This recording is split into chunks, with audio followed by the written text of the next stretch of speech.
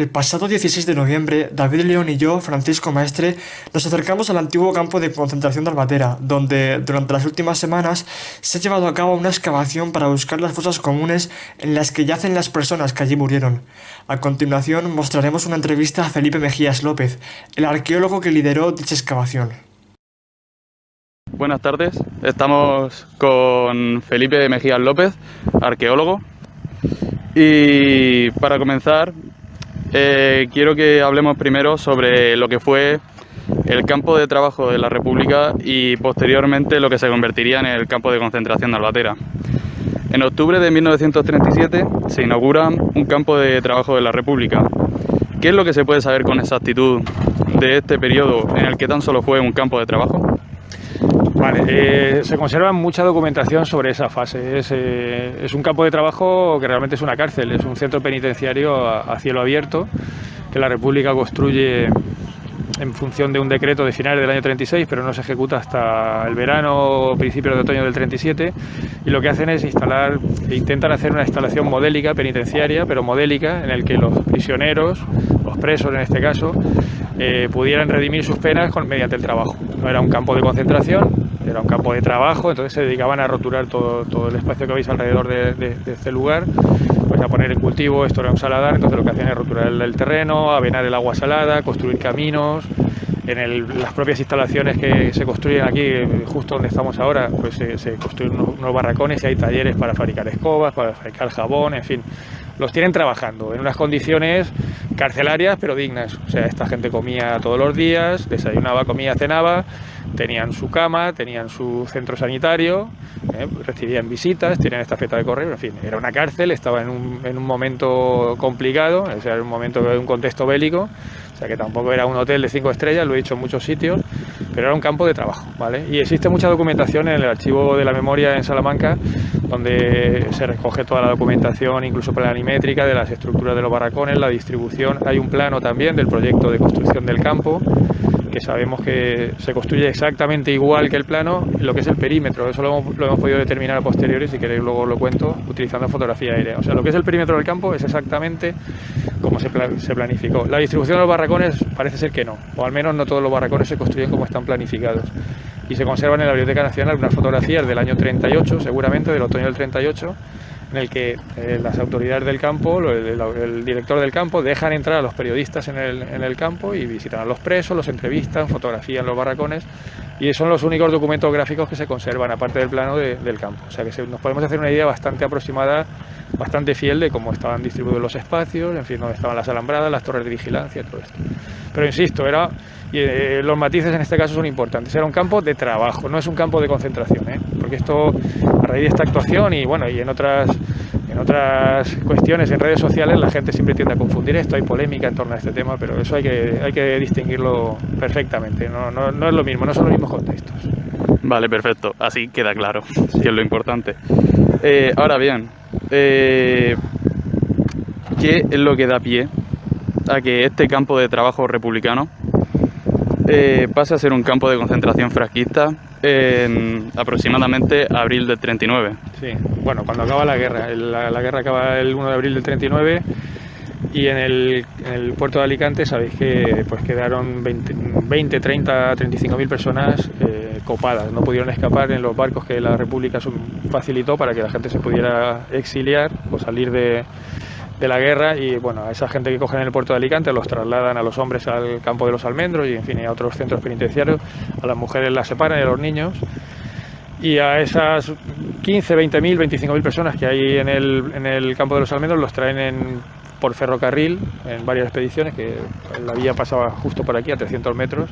Los traen entre el día 6, 7, 8 de abril, los traen varias expediciones ferroviarias a lo que era el campo de trabajo que hemos comentado antes, republicano, que pasa a ser un campo de concentración. O sea, es un lugar en el que meten a 15.000 personas aproximadamente, porque los números no están muy claros, no se conservan los listados de prisioneros, entonces, pero las apreciaciones en torno a testimonios de prisioneros y en fin, y otros documentos dicen que aquí pudo haber al principio entre 15, 16, 14.000 personas en torno a esa cantidad, ¿no?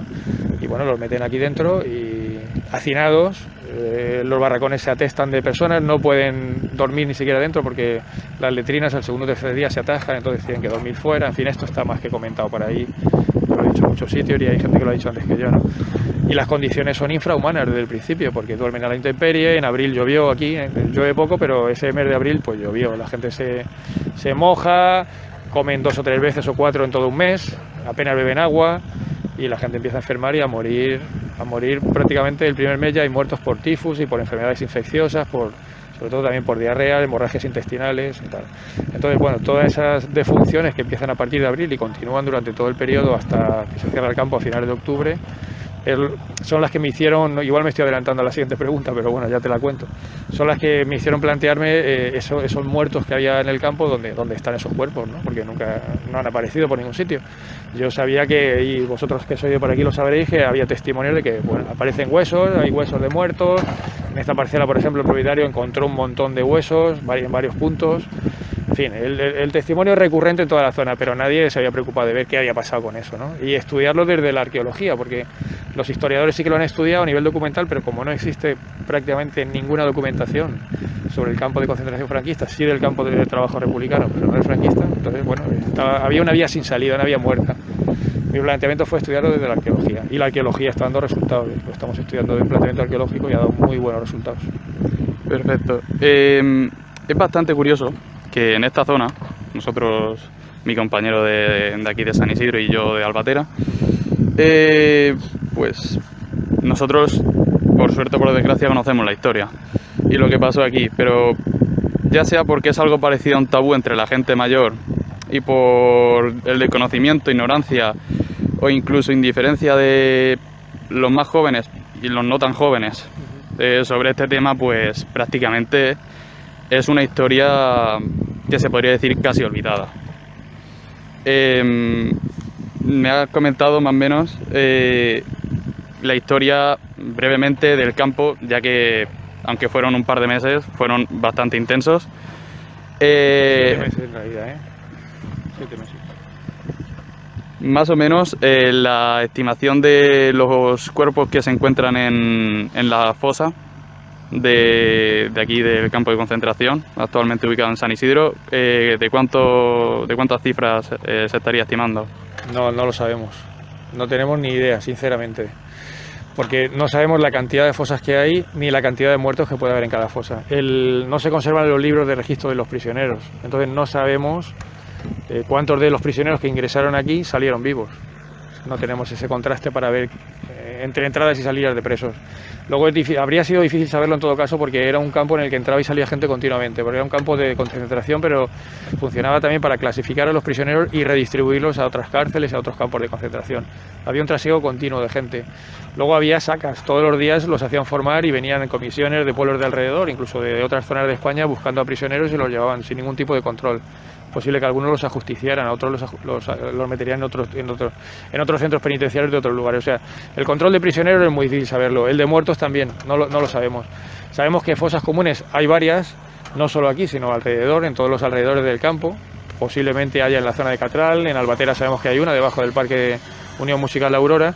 Y aquí los testimonios nos dicen que en superficie aparecían huesos, y los tenemos ubicados, georreferenciados exactamente, huesos humanos completos, cráneos con cuero cabelludo, un brazo entero, un fémur. Nosotros en superficie durante la prospección hemos encontrado huesos humanos, y luego hay un testimonio fundamental que es el de una persona que, instalando los tubos de drenaje que ahora filmaréis, en los años 70, pues siguiendo una de esas zanjas encontró un cuerpo completo. Entonces lo que estamos haciendo ahora es sondear, hacer sondeos mecánicos para encontrar esa línea de tubo y llegar al punto donde este hombre encontró ese cuerpo, porque él nos dice que se quedó in situ, o sea que debería estar ahí. Ese es un poco el planteamiento, pero respecto a cifras, yo no me atrevo a dar un número. En el campo hubo una media, entre los 7 meses empezó habiendo 15 o 16.000, al final es posible que quedaran 2 o 3.000 nada más, pero una media de población de 5 o 6.000 durante los 7 meses, se sabe que todos los días moría gente, todos los días había fallecidos. Pues eso puede dar, no sé, si haces el cálculo, a un muerto por día son 30 al mes, por 7 pueden ser un mínimo de 200, 300 muertos, como mínimo. Claro, ¿dónde están? No lo sabemos. Aquí es posible que aquí hubo alguna fosa, va a ser difícil encontrarla porque ya veis que el espacio es muy grande, pero puede haber varias fosas, puede haber fosas en el bancal de allí, puede haber en esa zona de las palmeras, puede haber en muchos sitios, o sea, es muy difícil encontrarlos. Bueno, pues en realidad ha dado usted bastante información ya y mi compañero ha adelantado un poco las preguntas que tenía preparadas, pero sí, básicamente lo que yo quería preguntarle era, por un lado, ¿qué es lo que le ha llevado a plantearse y a realizar estos estudios arqueológicos sobre el campo de concentración? Y por otro lado, ¿qué es lo que espera obtener como resultados? Vale, a ver, detrás de todo esto siempre hay una inquietud personal, o sea, es un proyecto de investigación. Yo soy historiador y arqueólogo. Los arqueólogos somos todos historiadores, lo que pasa es que hacemos historia con los restos materiales de las cosas, ¿no? Entonces siempre intentamos aproximarnos a la verdad del pasado, que no existe una verdad absoluta, pero intentamos aproximarnos estudiando los objetos. Yo como arqueólogo siempre me ha interesado pues este espacio, me lo he planteado, ¿no? Tuve la oportunidad de meterme de lleno en esto hace 3 años porque pasé a formar parte del personal de la Cátedra Interuniversitaria de Memoria Democrática de la Comunidad Valenciana, y a mí mi trabajo consistió, era responsable de lo que son las fosas comunes en la provincia de Alicante. Entonces me aproximé a este lugar planteándomelo como un lugar donde había fosas comunes, porque la mayor parte de las fosas comunes de la guerra civil y la posguerra están en cementerios, pero en este caso no es un cementerio, es un espacio diferente, ¿no? Entonces, bueno, pues me planteé por qué no investigar esta zona y por qué no descubrir esas fosas, ¿no? Sí. Y bueno, ahí planteé un proyecto de investigación, mi tesis doctoral va también sobre este tema, o sea que estoy centrado a muerte en este tema. Y bueno, ese era un poco el planteamiento. Los resultados que esperamos obtener, pues hombre, ha sido una primera campaña. Yo tengo un plan general de investigación a 4 años solicitado a Consellería. Mi tesis doctoral va a durar 5, espero. La primera campaña está siendo muy fructífera. Hemos pasado un georradar y hemos descubierto que hay evidencias de fosas. De momento no las hemos encontrado, pero yo confío en que las vamos a encontrar, al menos alguna, una. También es verdad que estamos trabajando con resultados preliminares. El georradar, el definitivo, el resultado no nos llega hasta dentro de un mes claro. Y medio. Entonces, como la campaña estaba planteada con un límite de tiempo y de presupuesto, hemos tenido que empezar a sondear sin esos resultados, con un avance preliminar, ¿no? Pero nos han salido, por ejemplo, que hay estructuras en aquella zona que serían compatibles con restos de cimentaciones de barracones, lo que daría lugar a una posible excavación y musealizar alguno de ellos, porque tendríamos la estructura del barracón y tenemos fotografías de cómo era, entonces se podría dar lugar a un planteamiento de musealizar un barracón. Ya te digo, seguir investigando las fosas, han salido muchos objetos, hemos utilizado detectores de metales a la prospección, nos han salido muchos, por ejemplo, casquillos de fusil, de Mauser. Sí. Nos han salido objetos personales de los prisioneros, restos constructivos de los barracones de todo tipo. En fin, vamos a poder reconstruir, no reconstruir, sino ayudar a estudiar cómo era el campo de concentración desde la arqueología. Entonces ese objetivo lo tenemos cumplido con esta primera fase. La idea es seguir investigándolo porque ya veis que es muy grande y el campo de concentración tenía 700 metros de longitud, llegaba hasta aquellas palmeras, o sea que en principio vamos a trabajar a dedicarnos en esta fase, en esta parcela, perdón, pero la idea es seguir investigando en sucesivas campañas y tenemos ayuda de la administración, que tiene que hacerse a base de subvenciones, porque si no esto es inviable, porque el ayuntamiento es un pueblo pequeño y no tiene recursos suficientes para financiar este tipo de proyectos. Aunque sí nos están ayudando bastante, la verdad. ¿Y cuánto tiempo cree que va a durar esta expedición? Esta expedición, esta excavación. La excavación pues la idea es terminar esta semana, porque llevamos 3 semanas ya, en realidad tenemos que haber terminado la semana pasada, pero bueno, el presupuesto lo hemos estirado al máximo, la verdad los compañeros están trabajando ya prácticamente gratis, estamos todos dejándonos casi dinero en nuestro bolsillo en esto porque es un proyecto ilusionante y apasionante y vamos a estirar al máximo el presupuesto para poder pagar la máquina una semana más. Entonces yo calculo que el viernes terminamos, a no ser que tengamos la suerte de descubrir la fosa antes, entonces pararíamos porque nos detendríamos ya en ese asunto, habría que excavarla con mucho cuidado, vendría una antropóloga forense, que la tenemos vista también. Y si no, pues ya te digo, terminamos el viernes y el lunes como muy tarde ya taparíamos. En principio habría que tapar. Vale. Pues muchas gracias, Felipe. Realmente creo que lo que estás haciendo y lo que estáis haciendo tú y tu equipo es muy importante y sacuas el resultado. Yo creo que el mero hecho de intentarlo y el mensaje que estáis dando yo creo que es muy importante y incluso más que los resultados que pueda dar. Así que muchas gracias porque pienso como tú. Pues muchas gracias. Tras haber finalizado dichos trabajos el miércoles 2 de diciembre no se ha podido encontrar ninguna fosa común, pero el equipo de Felipe sí que ha conseguido encontrar las cimentaciones de lo que fueron varios barracones del campo, llegando a encontrar hasta 12 pilares de uno de ellos. Sin embargo, pese a no haber podido encontrar la fosa, han encontrado varios restos humanos que indican evidencias de fosas. El equipo de Felipe contempla realizar una segunda campaña de trabajos en torno al campo el próximo año 2021 para poder continuar dichos trabajos.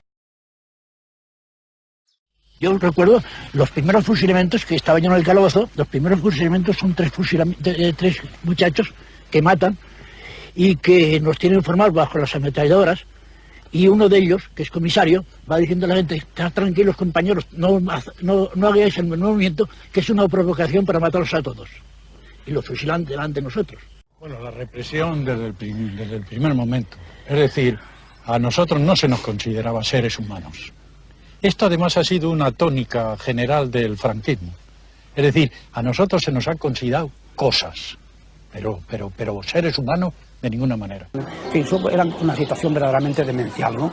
Demencial porque estamos al límite de la muerte. Pues todos los días se morían compañeros de hambre, amanecías con compañeros que habían muerto a tu lado.